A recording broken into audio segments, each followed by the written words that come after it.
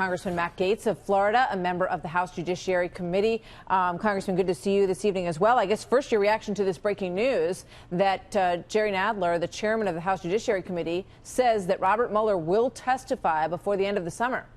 House Republicans have a lot of questions for Robert Mueller, and if he comes before our committee, you can expect that we'll probe into how he assembled his team, why he included people as prosecutors who had previously represented the Clinton Foundation against Freedom of Information Act requests. I think we'll also ask why he didn't probe deeper into the bias of Peter Strzok. When Robert Mueller fired Peter Strzok from his team, he never asked him, what it meant to talk about an insurance policy or, okay, we'll stop him regarding the President of the United States. And so I think that there will be many members of the committee from the right and the left who have questions for Mr. Mueller. And I would only hope that if he's going to give testimony, let's do it in public. Let's not do the behind closed doors and then both sides come out. And, it's very frustrating to the American people when it looks like both sides have seen different things. It's not clear which way that is going to go at this point. And if you know in the control room, I know this is breaking as we're talking. So please let me know.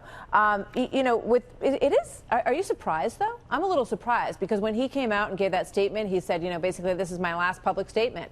I'm going off into private life. What do you think might have changed that?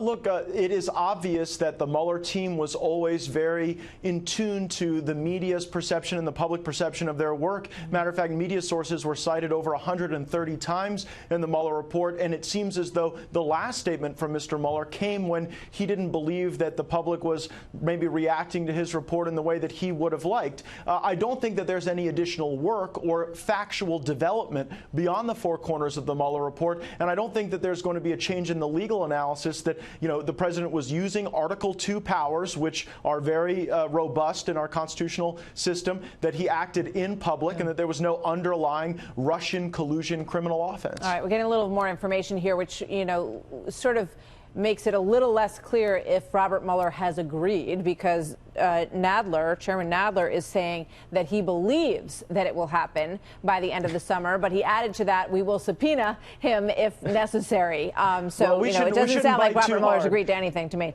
Yeah, we shouldn't bite too hard. Let's remember also, Jerry Nadler made public statements before Robert Mueller's press conference saying that Mr. Mueller had agreed to testify, but wanted to do so behind closed doors. And so it wouldn't be the first time we've seen a misrepresentation from the chairman regarding Mr. Mueller's preferences. All right, you got into it a little bit with John Dean yesterday of Watergate fame, the former attorney for Richard Nixon. Let's take a look at a little bit of that. Here we sit today in this hearing with the ghost of Christmas past. Mr. You're Gaetz, here as a prop. You are functionally here as a prop because they can't impeach President Trump. You expect the hearing to be as contentious as it was? I did, actually. I know the players. I've watched them before. I watched them badger Hillary Clinton. They're all flamethrowers. He said you're a flamethrower. Well, I never had the chance to question Hillary Clinton, but I sure would like the opportunity. It is obvious that John Dean had nothing to offer regarding illuminating facts in the Mueller report. He was there merely to raise the specter of impeachment and the specter of Richard Nixon. And I just think that when you've got a sitting president of the United States calling the ghost of Christmas past up to talk about how bad the Nixon days work, they don't really derail what I think is the greatest political movement in American history. Let me ask you this, because Chairman Nadler has certainly upped the ante today with this lawsuit now for this to subpoena Bill Barr and Don McGahn. How serious is that, and what recourse do they have? Legally, how does that play out?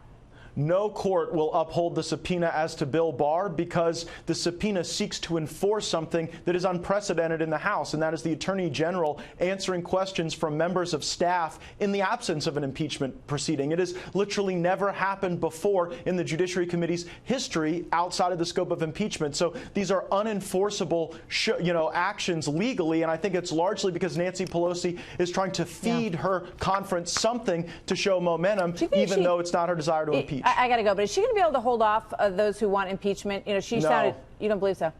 I don't believe she will, because I think that ultimately so much of the media that the Democratic caucus is responsive to is calling for impeachment each and every day, and I just don't think they have the courage to stand up against that. We'll see. Congressman Matt Gaetz, thank you very much. Good to see you, sir. Thank you.